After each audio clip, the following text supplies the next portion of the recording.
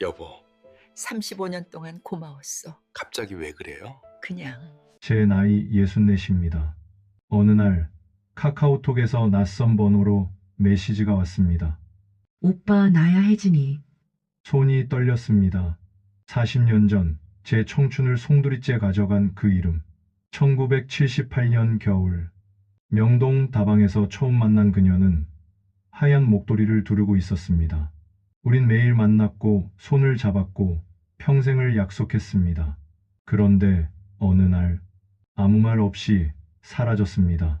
편지도 전화도 아무것도 없었습니다. 전 미쳐버릴 것 같았습니다. 왜 떠났는지 어디로 갔는지 40년 동안 묻고 또 물었지만 답은 없었습니다. 그리고 지금 64세가 된 저에게 다시 나타난 그녀. 한 번만 만나줄 수 있어? 집사람에게 말했습니다. 여보, 40년 전에 헤어진 사람한테 연락이 왔소. 아내는 잠시 침묵하더니 조용히 말했습니다. 같이 가요. 당신 혼자 보내면 안 될 것 같아요. 그렇게 저는 40년 만에 그녀를 만나러 갑니다. 과연 그녀는 왜 떠났을까요? 그리고 왜 지금 다시 나타난 걸까요? 1978년 12월, 저는 24살이었습니다. 대학을 막 졸업하고 작은 무역회사에 입사한 신입사원이었죠. 월급은 적었지만 젊음은 넘쳤습니다. 그때의 서울은 지금과 많이 달랐습니다. 명동거리엔 다방이 즐비했고 사람들은 그곳에서 차를 마시며 이야기를 나눴습니다. 전 매일 퇴근길에 르네상스라는 다방에 들렀습니다. 담배 연기 자욱한 그곳에서 레몬차 한 잔을 시켜놓고 창밖을 보는 게 유일한 낙이었죠. 그날도 평범한 금요일 저녁이었습니다. 다방 문이 열리고 차가운 바람과 함께 한 여자가 들어왔습니다. 흰색 목도리, 베이지색 코트. 그녀가 제 맞은편 자리에 앉았습니다. 처음엔 그냥 예쁘다고만 생각했습니다. 그런데 그녀가 가방에서 꺼낸 책이 눈에 들어왔습니다. 헤르만 헤세의 데미안.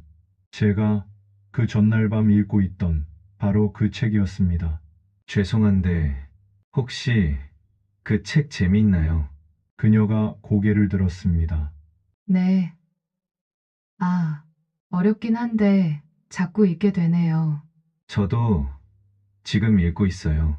싱클레어가 데미안을 만나는 부분이요. 그녀가 미소 지었습니다. 어머, 저도 지금 거기에요. 그렇게 시작됐습니다.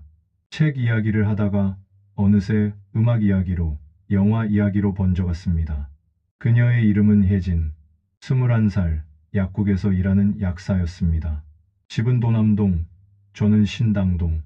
그날 저녁, 우린 명동거리를 한참 걸었습니다.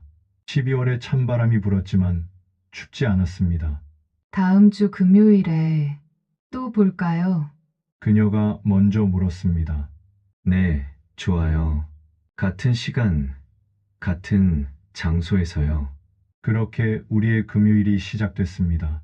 매주 금요일 저녁 7시, 르네상스 다방. 거기서 만나 차를 마시고 명동거리를 걸었습니다. 한 달이 지나고 두 달이 지났습니다. 어느새 1979년 봄이 왔습니다. 벚꽃이 피던 4월, 어느 토요일, 우린 창경원에 갔습니다. 지금은 창경궁이라고 부르지만 그땐 창경원이라고 불렀죠. 동물원도 있고 식물원도 있던 곳이었습니다. 오빠, 저기 봐요. 코끼리. 혜진이가 손을 잡고 뛰었습니다.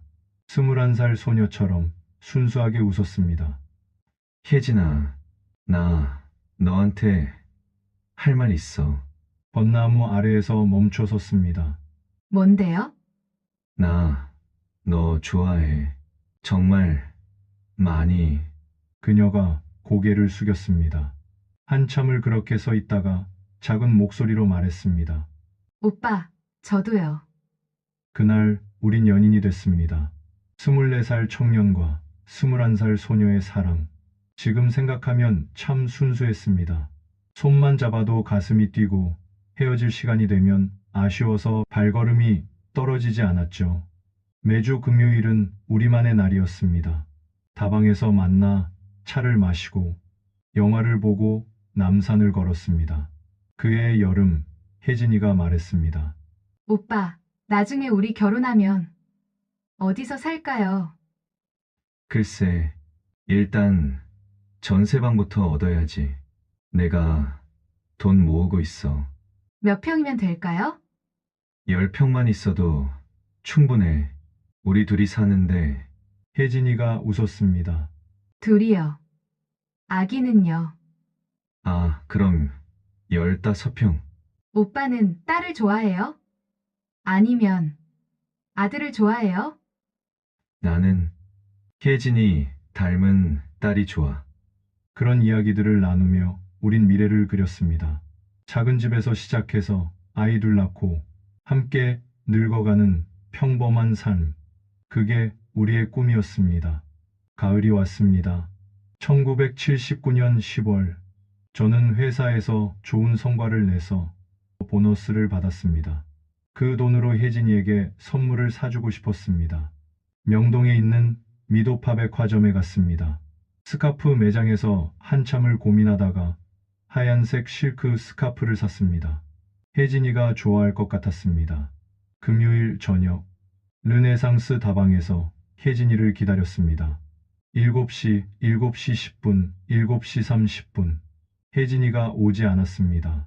평소엔 절대 늦는 법이 없는 사람이었는데 혹시 무슨 일이 생긴 건 아닐까? 8시가 넘어서야 혜진이가 나타났습니다. 그런데 뭔가 달랐습니다. 얼굴이 창백했고 눈이 빨갛게 부어 있었습니다. 혜진아, 무슨 일 있어? 왜 이렇게 늦었어? 미안해요, 오빠. 약국에 손님이 많아서. 얼굴이 왜 그래? 울었어? 아니에요. 그냥 피곤해서. 거짓말이었습니다. 혜진이는 분명 울었습니다. 하지만 전 더 묻지 않았습니다. 혜진이가 말하고 싶을 때 말하겠지 생각했으니까요. 그날 저녁, 우린 평소보다 일찍 헤어졌습니다. 오빠, 다음 주에 봐요. 그래, 조심히 들어가. 혜진이가 버스를 타고 떠나는 걸 보면서 뭔가 이상한 느낌이 들었습니다. 하지만 그게 뭔지는 몰랐습니다. 다음 주 금요일, 전 평소처럼 다방으로 갔습니다. 7시, 7시 30분, 8시. 혜진이가 오지 않았습니다. 다방 주인 아저씨한테 물었습니다. 아저씨, 혹시 저 찾는 전화 안 왔어요? 없는데? 여자친구 안 와? 네, 이상하네요. 한 번도 안 그랬는데. 불안했습니다.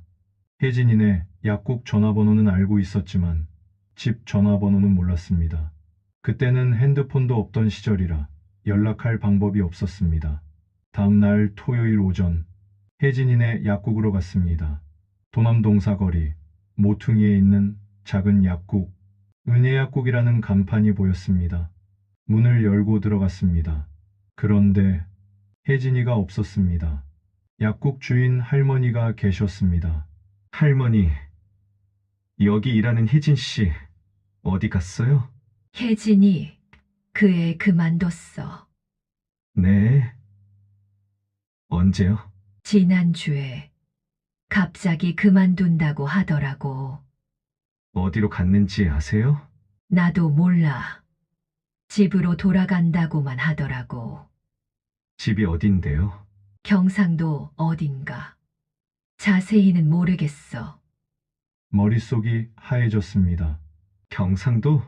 혜진이가 서울 사람인 줄 알았는데, 아니, 그것보다 왜 아무 말도 없이 떠난 거지. 우린 연인이었잖아요. 결혼도 약속했잖아요. 왜 한마디 말도 없이. 그날부터 전 미친 사람처럼 혜진이를 찾아다녔습니다.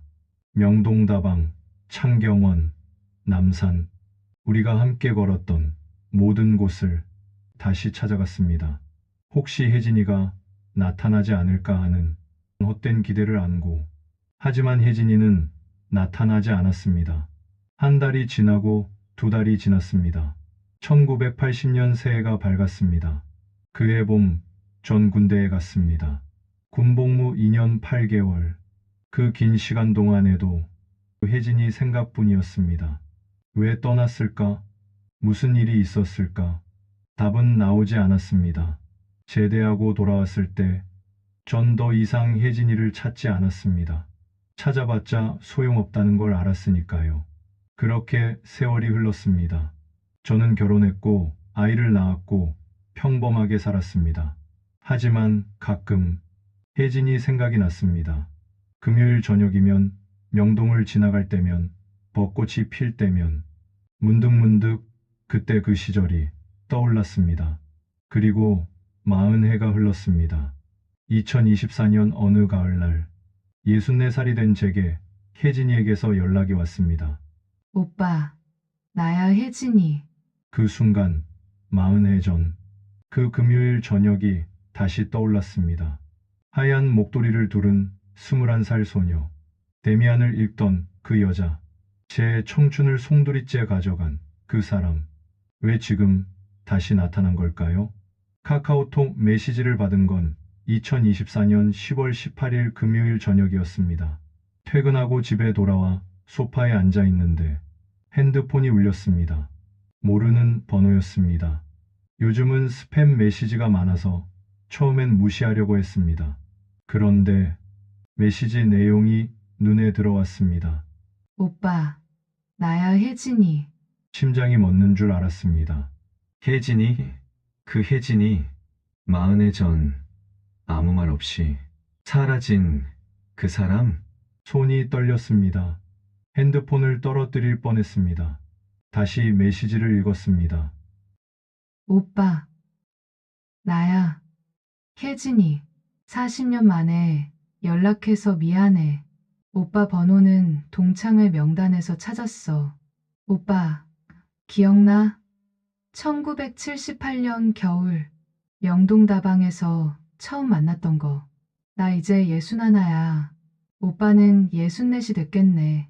한 번만 만나줄 수 있어. 꼭 하고 싶은 말이 있어. 메시지를 읽고 또 읽었습니다. 10번도 넘게 읽었습니다. 이게 꿈인가, 현실인가?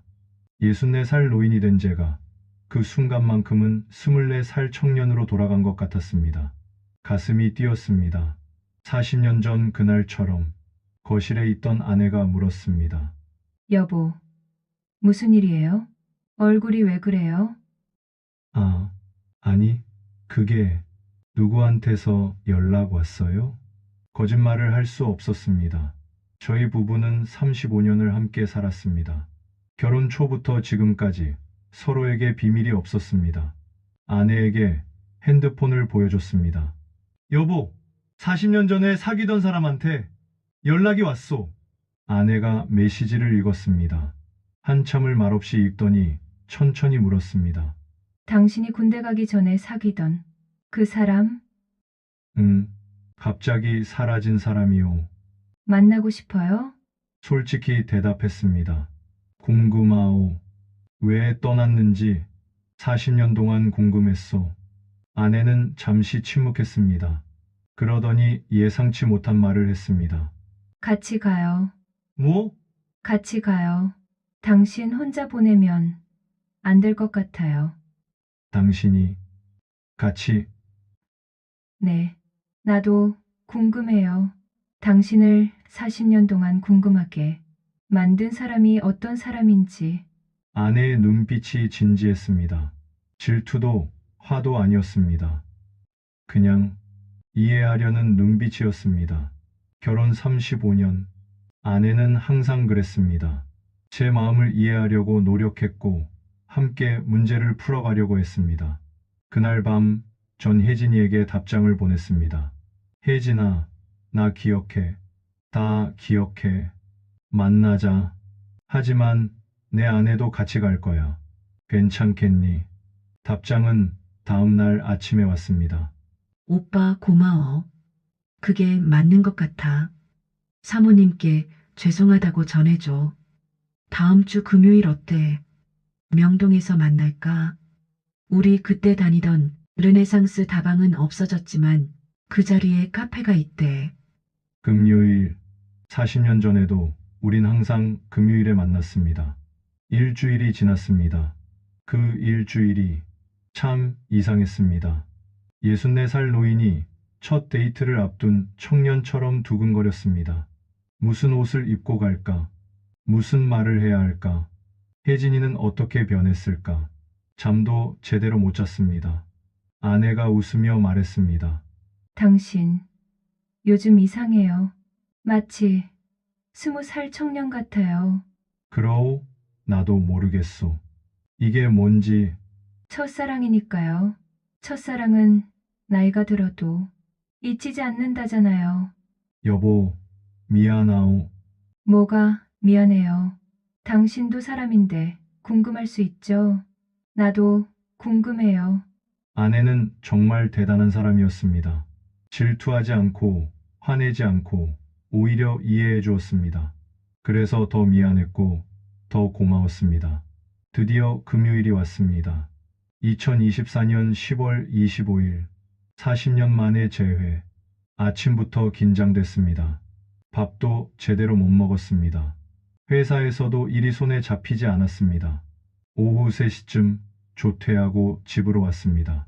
샤워하고 옷을 갈아입었습니다. 거울을 봤습니다. 64살 노인의 얼굴, 흰 머리, 주름, 나이든 얼굴. 40년 전 24살 청년의 모습은 어디에도 없었습니다. 혜진이도 61. 어떻게 변했을까? 아내가 넥타이를 매주며 말했습니다. 당신, 멋있어요. 거짓말 마시오. 늙은이가 뭐가 멋있소. 아니에요. 지금 당신 눈빛, 정말 20살 청년 같아요. 오후 6시 집을 나섰습니다. 아내와 함께 지하철을 탔습니다. 명동역까지 가는 40분 동안 한마디도 하지 못했습니다. 가슴이 계속 두근거렸습니다. 명동역에 도착했습니다. 40년 전 그 거리, 많이 변했습니다. 옛날 다방들은 다 없어지고 카페와 화장품 가게들이 들어섰습니다. 하지만 어딘가 익숙했습니다. 40년 전 그 기억들이 이 거리 어딘가에 남아있는 것 같았습니다. 르네상스 다방이 있던 자리, 지금은 스타벅스라는 카페가 들어서 있었습니다. 입구 앞에서 멈췄습니다. 여보, 들어갈까요? 아내가 제 손을 꽉 잡았습니다. 네, 들어가요. 문을 열고 들어갔습니다. 카페 안을 둘러봤습니다.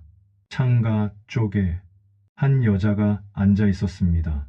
회색 머리, 검은색 코트, 창밖을 보고 있었습니다.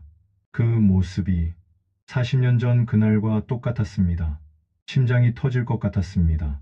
천천히 걸어갔습니다. 그녀가 고개를 돌렸습니다. 눈이 마주쳤습니다. 혜진이었습니다. 61살이 된 혜진이. 주름이 늘었고 머리가 새었지만 그 눈빛만은 똑같았습니다. 40년 전 그날 데미안을 읽던 21살 소녀의 눈빛. 혜진이가 일어났습니다. 눈물이 그렁그렁했습니다. 오빠, 혜진아, 40년 만이네. 오빠. 그러게. 40년. 할 말이 많았는데 아무 말도 나오지 않았습니다. 그냥 서로를 바라만 봤습니다. 아내가 먼저 말을 꺼냈습니다. 안녕하세요. 저는 이 사람 아내예요. 혜진이가 고개를 숙였습니다. 죄송해요, 사모님. 이렇게 찾아와서. 아니에요. 앉으세요. 편하게 이야기해요. 셋이 자리에 앉았습니다. 잠시 침묵이 흘렀습니다. 혜진이가 먼저 입을 열었습니다. 오빠, 많이 늙었지? 나도 많이 늙었어. 그래도 눈빛은 똑같아. 40년 전 그대로야. 혜진이의 목소리가 떨렸습니다. 울먹이는 소리였습니다. 혜진아, 왜 그때 떠났어? 아무 말도 없이. 혜진이가 고개를 숙였습니다. 한참을 그렇게 있다가 작은 목소리로 말했습니다. 오빠 말해도 될까? 40년 동안 숨겨온 이야기. 말해. 나 듣고 싶어. 40년 동안 궁금했어. 혜진이가 가방에서 낡은 사진 한 장을 꺼냈습니다. 1979년 4월 창경원 벚꽃나무 아래서 찍은 사진. 24살 청년과 21살 소녀가 웃고 있었습니다. 오빠, 이 사진 기억나? 기억하지? 창경원에서 찍은 거. 나 이 사진 40년 동안 가지고 있었어. 한 번도 버리지 못했어. 왜 가지고 있었어? 미안해서. 그리고 그리워서. 혜진이의 눈에서 눈물이 흘러내렸습니다. 61살 할머니가 21살 소녀처럼 울었습니다. 오빠, 나 그때 떠나고 싶지 않았어. 그럼 왜? 말할게. 다 말할게. 이제 혜진이가 눈물을 닦았습니다. 그리고 천천히 40년 동안 숨겨온 이야기를 꺼내기 시작했습니다. 카페 창밖으로 명동거리가 보였습니다. 40년 전 그날처럼. 하지만 이제 우린 더 이상 청춘이 아니었습니다. 64살과 61살. 인생의 황혼에 선 두 사람. 그리고 그 옆에 앉아있는 아내. 이 세 사람이 함께 듣게 될 이야기는 과연 무엇일까요? 왜 혜진이는 떠났을까요? 40년 동안 숨겨온 진실은 무엇일까요? 혜진이가 입을 열었습니다. 오빠, 1979년 10월 내가 울면서 늦게 나타났던 날 기억나? 기억해. 얼굴이 빨갛게 부어 있었지. 그날 우리 아버지가 쓰러지셨어. 혜진이의 고백이 시작됐습니다. 40년 만에 밝혀지는 진실. 그 이야기는 제가 상상했던 것보다 훨씬 더 아팠습니다. 혜진이가 말을 이었습니다. 1979년 10월 그날 아버지가 논에서 일하시다가 쓰러지셨어. 뇌출혈이었어. 그래서 그날 울고 있었구나. 응. 고향에서 전화가 왔어. 어머니가 울면서 말씀하셨어. 아버지가 위독하다고. 혜진이의 목소리가 떨렸습니다. 40년 전 그날의 기억이 되살아나는 것 같았습니다.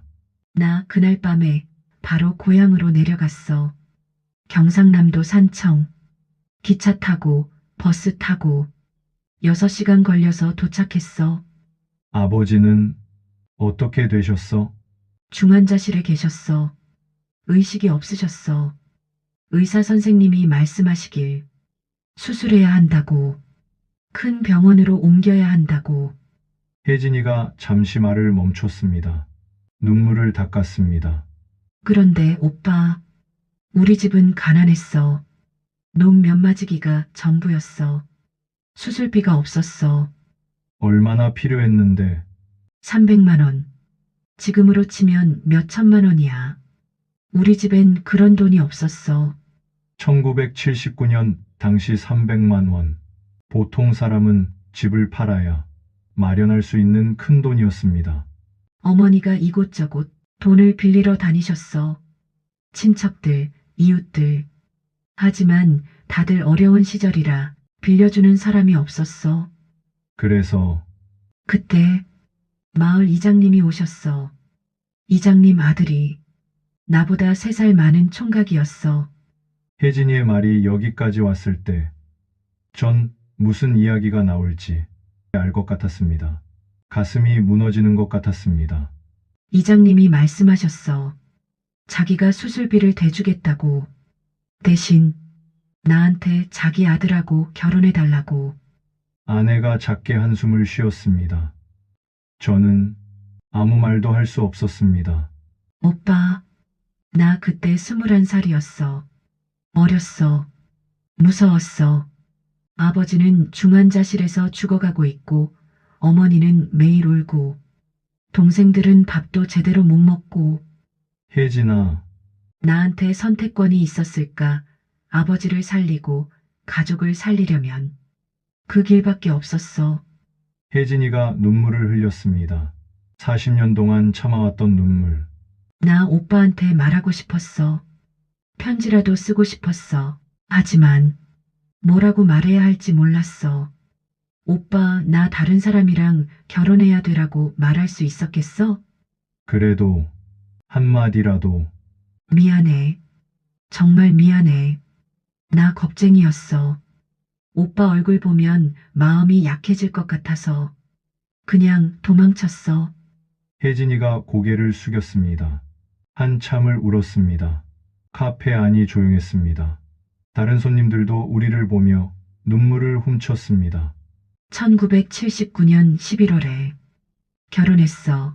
아버지 수술하고 한 달 뒤에 결혼식도 제대로 못했어. 그냥 동네 사람들 앞에서 절만 하고. 아버지는 괜찮아지셨어? 수술은 성공했어. 하지만 반신불수가 되셨어. 10년 동안 병상에 누워 계시다가 1989년에 돌아가셨어. 혜진이가 가방에서 또 다른 사진을 꺼냈습니다. 결혼식 날 찍은 사진. 한복을 입은 혜진이가 있었습니다. 하지만 웃지 않았습니다. 눈빛이 죽어 있었습니다. 이게 내 결혼식 날 사진이야. 보이지? 나 웃지 않았어. 웃을 수가 없었어. 혜진아, 신랑은 나쁜 사람은 아니었어. 착했어. 나한테 잘해주려고 노력했어. 하지만 사랑하지 않았지. 미안하지만 한 번도 사랑한 적 없어. 40년을 같이 살았지만. 아내가 혜진이의 손을 잡았습니다. 많이 힘드셨겠어요. 사모님, 죄송해요. 제가 무슨 자격으로 여기 와서. 아니에요. 당신도 피해자예요. 그 시절엔 여자들이 선택할 수 있는 게 없었잖아요. 아내의 말이 맞았습니다. 1970년대 말, 시골의 21살 딸, 아버지가 쓰러지고 가족이 무너지는 상황에서 그녀에게 무슨 선택권이 있었겠습니까? 나 결혼하고 나서도 오빠 생각만 했어. 아이 낳고 농사 짓고 살림하면서도 오빠 생각. 나도 너 생각했어, 40년 동안. 오빠는 행복했어? 잠시 침묵이 흘렀습니다. 뭐라고 대답해야 할까요? 행복했어, 아내 만나서. 아이들 키우면서 평범하게 살았어. 그런데 그런데 가끔 너 생각하면 가슴 한구석이 아팠어. 왜 떠났는지 몰라서 더 아팠어. 혜진이가 다시 울었습니다. 미안해. 오빠 정말 미안해. 나 때문에 오빠가 40년 동안 아팠구나. 아니야, 내 탓이 아니야. 내 탓이야. 내가 편지라도 썼어야 했어. 전화라도 했어야 했어. 그런데 난 겁쟁이였어. 제 눈에서도 눈물이 났습니다. 64살 노인이 24살 청년처럼 울었습니다. 혜진아, 그 사람은, 남편은. 작년에 돌아가셨어. 심장마비로. 아, 40년을 같이 살았어. 착한 사람이었어. 나한테 잘해줬어. 미안하게도 나 그 사람 사랑한 척하며 살았어. 혜진이의 고백이 계속됐습니다. 아이 셋 낳았어. 딸 둘, 아들 하나. 다 장성해서 결혼했어. 이제 손주도 5이야. 그래, 다행이네. 겉으로 보면 평범한 시골 할머니야. 농사 짓고 손주들 보고. 그런데 오빠, 응? 내 가슴 속엔 항상 오빠가 있었어. 40년 내내. 혜진이가 가방에서 낡은 공책을 꺼냈습니다. 표지가 다 달아 있었습니다. 이거 내 일기장이야. 1979년부터 지금까지 쓴 거. 혜진이가 공책을 펼쳤습니다. 노랗게 바랜 페이지. 1979년 11월 15일. 오늘 결혼했다. 오빠 생각이 난다. 오빠 미안해. 1980년 1월 1일. 새해가 밝았다. 오빠는 뭐하고 있을까? 행복할까? 1982년 4월 10일. 창밖에 벚꽃이 폈다. 오빠랑 창경원 갔던 날이 생각난다. 혜진이의 일기는 40년 동안 계속됐습니다. 결혼하고 아이 낳고 살아가면서도 일기 곳곳에 제 이야기가 있었습니다. 오빠, 나 한 번도 오빠 잊은 적 없어. 미안해. 혜진아, 그만 울어. 못 울었어. 40년 동안 참았어. 이제야 오빠 앞에서 울 수 있어. 셋이 함께 울었습니다. 카페 안에 다른 손님들도 울고 있었습니다. 아내가 말했습니다. 혜진 씨, 왜 이제야 연락하셨어요? 남편이 돌아가고 나서 생각했어요. 이제 오빠한테 진실을 말해야겠다고. 오빠가 40년 동안 궁금해했을 테니까. 용기 내주셔서 감사해요. 우리 남편이 40년 동안 얼마나 궁금해했는지 아세요? 죄송해요, 사모님. 정말 죄송해요. 아니에요. 이제 알았으니 됐어요. 아내가 제 손을 잡았습니다. 그리고 혜진이의 손도 잡았습니다. 세 사람의 손이 테이블 위에서 맞닿았습니다. 여보, 이제 마음이 편해졌어요? 궁금했던 게 다 풀렸어. 혜진 씨도 이제 마음 좀 편해지셨어요? 네, 40년 동안 가슴에 담아뒀던 말을 다 했으니까요. 창밖으로 해가 지고 있었습니다. 명동거리에 불이 켜지기 시작했습니다. 40년 전 그날처럼. 하지만 우린 더 이상 청춘이 아니었습니다. 세월이 흘렀고 우린 늙었습니다. 그래도 마음만은 여전히 그때 그 시절이었습니다. 혜진이가 조용히 말했습니다. 오빠, 나 한 가지만 물어봐도 돼? 말해봐. 만약에 그때 내가 오빠한테 진실을 말했다면 어떻게 했을까? 어려운 질문이었습니다. 40년 전에 24살 청년이라면 뭐라고 대답했을까요? 모르겠어. 아마도 같이 고민했을 거야. 어떻게든 방법을 찾으려고 했을 거야. 그랬을까? 하지만 혜진아, 넌 옳은 선택을 한 거야. 아버지를 살렸잖아. 가족을 지켰잖아. 그래도 오빠한테는 너무 미안해. 이제 됐어. 진실을 알았으니까. 이제 마음 놓아도 돼. 혜진이가 마지막으로 한 가지를 더 꺼냈습니다. 하얀 실크 스카프. 40년 전 제가 사주려고 했던 바로 그 스카프. 오빠, 이거 기억나? 이게 어떻게? 1979년 10월. 오빠가 사주려고 했던 거 알았어. 명동 미도파에서 고르는 거 봤어. 내가 봤어? 응, 그날 오빠 뒤에서 몰래 봤어. 나한테 줄 선물 고르는 거. 혜진이가 스카프를 펼쳤습니다. 40년이 지났지만 여전히 깨끗했습니다. 나 결국 그 스카프 샀어. 결혼하고 나서 오빠 생각하면서. 40년 동안 가지고 있었어. 응, 한 번도 둘러보지 못했어. 그냥 서랍 깊숙이 넣어두고 가끔 꺼내서 보기만 했어. 혜진이가 스카프를 제게 내밀었습니다. 오빠, 이제 돌려줄게. 40년 늦었지만 혜진아, 받아줘. 오빠, 그래야 내가 진짜로 보낼 수 있을 것 같아. 전 스카프를 받았습니다. 40년 만에 돌아온 선물. 그 순간 모든 게 용서됐습니다. 40년 동안 쌓였던 원망도, 궁금증도, 아픔도 모두 사라졌습니다. 이제 남은 건 하나뿐이었습니다. 혜진이가 건넨 하얀 스카프를 손에 쥐고 있었습니다. 40년 만에 돌아온 선물. 무게는 가벼웠지만 그 안에 담긴 세월의 무게는 무거웠습니다. 카페 밖으로 어둠이 깔리고 있었습니다. 명동거리의 네온사인들이 하나둘 켜지기 시작했습니다. 40년 전에도 이랬습니다. 혜진이와 함께 이 거리를 걸으며 불빛을 보던 그때 아내가 조용히 말했습니다. 혜진 씨, 저녁은 드셨어요? 아, 아니요. 사실 아침부터 아무것도. 우리 같이 저녁 먹어요. 여기까지 왔는데 괜찮을까요? 제가 괜찮아요. 오늘은 같이 있어야 할 것 같아요. 아내의 배려였습니다. 이 자리가 어색하지 않도록 자연스럽게 이어가려는. 우린 카페를 나와 근처 한정식집으로 갔습니다. 40년 전엔 없던 식당이었습니다. 하지만 건물 위치는 기억났습니다. 그때 혜진이와 자주 가던 분식집이 있던 자리였습니다. 혜진아, 여기 기억나? 응, 떡볶이 먹던 집. 맞아.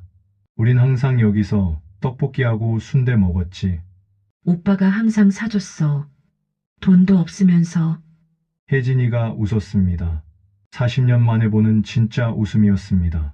식당에 앉아서 음식을 주문했습니다. 처음엔 어색했습니다. 세 사람이 함께 앉아 밥을 먹는다는 게. 하지만 아내가 먼저 대화를 이끌었습니다. 혜진 씨, 자녀분들은 다 어디 사세요? 큰딸은 부산에, 작은 딸은 대구에, 아들은 서울에 있어요. 서울에요? 그럼 가끔 만나시겠네요. 아니에요. 아들도 바빠서 1년에 한두 번. 그래도 손주들 보면 좋으시겠어요. 네, 그게 유일한 낙이에요. 대화가 자연스럽게 이어졌습니다. 아내는 정말 대단한 사람이었습니다. 질투나 경계심 없이 혜진이를 편하게 대했습니다. 마치 오랜 친구처럼. 음식이 나왔습니다. 혜진이가 숟가락을 들었다가 멈췄습니다. 오빠, 사모님, 제가 여기 와도 되는 건가요? 혜진아, 무슨 소리야? 저는 오빠의 과거고, 사모님께 죄송한 사람인데, 아내가 혜진이의 손을 잡았습니다. 혜진 씨, 당신은 우리 남편의 과거가 아니에요. 네, 당신은 우리 남편의 청춘이에요. 그리고 평생 가슴에 담아온 미안함이에요. 사모님, 오늘 만나서 진실을 듣고 나니 이해가 돼요. 당신이 왜 그랬는지. 혜진이가 울먹였습니다. 감사해요, 사모님. 정말, 이렇게 이해해 주시는 분은 처음이에요. 저도 여자예요. 21살 딸이 가족을 위해 어떤 선택을 했는지 알 것 같아요. 그날 저녁, 우린 오랜 시간 이야기를 나눴습니다. 지난 40년의 삶에 대해서. 혜진이는 시골에서 농사 지으며 살아온 이야기를, 저는 회사 다니며 평범하게 살아온 이야기를, 아내는 우리 둘 사이에 앉아서 조용히 들어주었습니다. 밤 9시가 넘었습니다. 식당을 나왔습니다. 명동거리는 여전히 밝았습니다. 젊은 사람들이 오가고 음악이 흘렀습니다. 우린 천천히 거리를 걸었습니다. 40년 전처럼. 하지만 이제 우린 손을 잡지 않았습니다. 세 사람이 나란히 걸었습니다. 혜진이가 말했습니다. 오빠 저기 남산타워 보여? 응, 보여. 우리 그때 남산 자주 올라갔었지? 그랬지. 계단 올라가면서 숨차하던 너. 오빠가 손 잡아줬잖아. 추억이 하나둘 떠올랐습니다. 40년 전 그 시절의 기억들. 이제는 돌아갈 수 없는 시간들. 남산 케이블카 정류장 앞에 도착했습니다. 혜진이가 멈춰 섰습니다. 오빠, 나 이제 가봐야 할 것 같아. 벌써? 어디서 자는데? 아들네 집에 미리 연락했어. 그래, 헤어질 시간이 왔습니다. 40년 만에 만나서 몇 시간을 함께 보내고 이제 다시 헤어져야 했습니다. 하지만 이번에는 달랐습니다. 40년 전처럼 미안함과 궁금증을 남기고 떠나는 게 아니었습니다.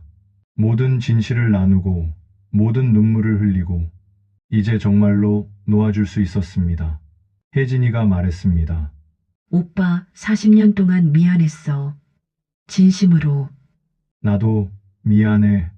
내가 그런 아픔을 혼자 안고 살았다는 걸 몰랐어. 이제 용서해 줄 수 있어? 전 천천히 고개를 끄덕였습니다. 용서할 게 없어. 혜진아, 넌 잘못한 게 없어. 내가 할 수 있는 최선을 다했어. 고마워, 오빠. 40년 동안 그 말 듣고 싶었어. 혜진이가 아내에게 인사했습니다. 사모님 정말 감사했어요. 오늘 같이 와주셔서. 천만에요.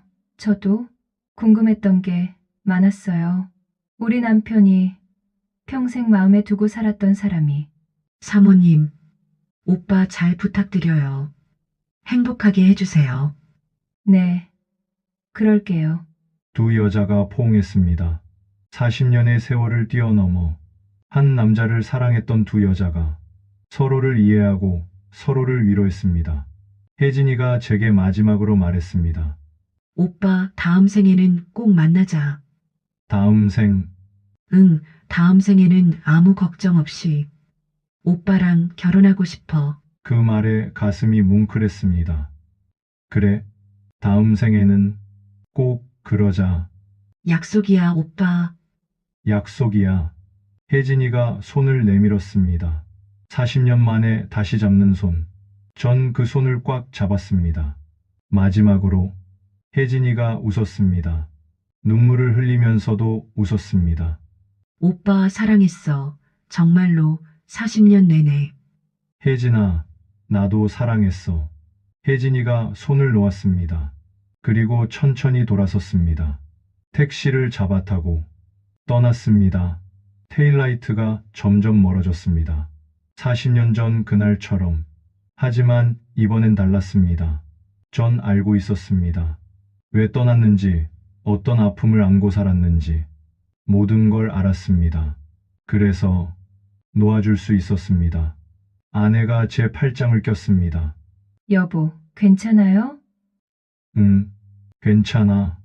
많이 슬퍼요? 슬프다기보다는 뭔가 후련해. 후련해요. 40년 동안 궁금했던 게 다 풀렸으니까 아내와 함께 집으로 향했습니다. 지하철을 타고 가면서 아무 말도 하지 않았습니다. 그냥 아내 손을 잡고 있었습니다. 집에 도착했습니다. 거실 소파에 나란히 앉았습니다. 아내가 먼저 말했습니다. 여보, 오늘 만나보니까 어땠어요? 좋은 사람이더라. 착하고 순수하고 40년 전에도 그랬겠죠? 그랬어. 당신이 왜 그 사람을 잊지 못했는지 알 것 같아요. 아내가 제 손을 잡았습니다. 여보, 고마워요. 뭐가? 나도 같이 데려가줘서.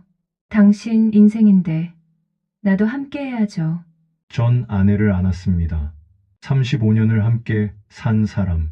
제 기쁨과 슬픔을 다 함께한 사람. 여보, 사랑해요. 나도 사랑해요, 여보. 그날 밤 잠들기 전에 혜진이가 준 하얀 스카프를 서랍에 넣었습니다. 40년 만에 돌아온 선물. 이제 그 선물과 함께 추억도 고이 접어서 넣었습니다. 다음 날 아침 핸드폰에 메시지가 와 있었습니다. 혜진이었습니다. 오빠, 어젯밤 잘 들어갔어.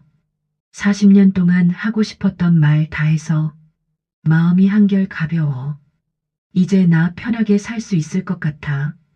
오빠도 행복하게 살아줘. 사모님한테도 다시 한번 감사하다고 전해줘. 다음 생에 꼭 다시 만나자. 오빠 사랑했어. 전 답장을 보냈습니다.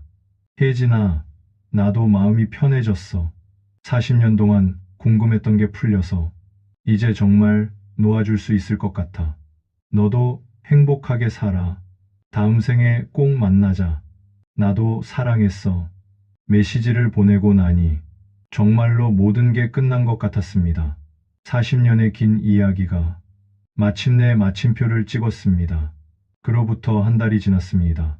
2024년 11월 말, 전 평소처럼 출근하고 일하고 퇴근했습니다. 하지만 뭔가 달랐습니다. 가슴 한구석에 있던 무게가 사라졌습니다. 40년 동안 짊어지고 살았던 궁금증과 미련이 이제 없었습니다. 금요일 저녁, 아내와 함께 명동에 갔습니다. 혜진이와 만났던 그 카페. 여보, 여기서 차 한잔 할까요? 좋아요. 창가 자리에 앉았습니다. 혜진이가 앉았던 그 자리. 밖으로 명동 거리가 보였습니다. 사람들이 오가고 불빛이 반짝였습니다. 40년 전에도 이랬습니다. 하지만 이제 더 이상 아프지 않았습니다. 아내가 물었습니다. 여보, 가끔 생각나요? 그 사람? 가끔 생각나지. 슬퍼요? 아니, 슬프지 않아. 그냥 좋은 추억으로 남았어. 다행이네요. 전 아내의 손을 잡았습니다. 여보, 35년 동안 고마웠소. 갑자기 왜 그래요? 그냥 고맙다는 말 하고 싶어서. 나도 고마워요, 여보. 우린 차를 마시며 창밖을 바라봤습니다. 명동거리, 40년 전 청춘의 거리, 이제는 추억의 거리. 전 깨달았습니다. 인생은 선택의 연속이고, 때론 사랑한다고 해서 함께할 수 없다는 것을, 하지만 그렇다고 해서 그 사랑이 무의미한 건 아니라는 것을. 혜진이는 40년 전 제 첫사랑이었습니다. 지금도 여전히 마음 한구석에 있는 사람입니다. 하지만 이제 그것으로 충분합니다. 추억으로 남은 사랑, 그것만으로도 아름답습니다. 그리고 지금 제 곁엔 35년을 함께 살아온 아내가 있습니다. 제 현재이자 미래인 사람, 그것으로 충분합니다. 사랑은 때론 이루어지지 않습니다. 하지만 그렇다고 해서 사라지는 것도 아닙니다. 가슴 한구석에 남아서 때론 아프지만 때론 따뜻하게 우리를 살아가게 합니다. 40년 만의 재회, 그 짧은 만남이 제게 준 것은 용서였습니다. 혜진이를 용서하고 저 자신을 용서하고 그리고 놓아주는 것. 이제 전 압니다. 진정한 사랑은 붙잡는 게 아니라 때론 놓아주는 거라는 것을. 혜진아, 다음 생에 만나자. 그때는 아무 걱정 없이 함께 행복하자. 어떤 사랑은 함께 할 수 없어도 그것만으로 충분히 아름답습니다. 40년 만의 재회, 40년 만의 용서, 40년 만의 안녕.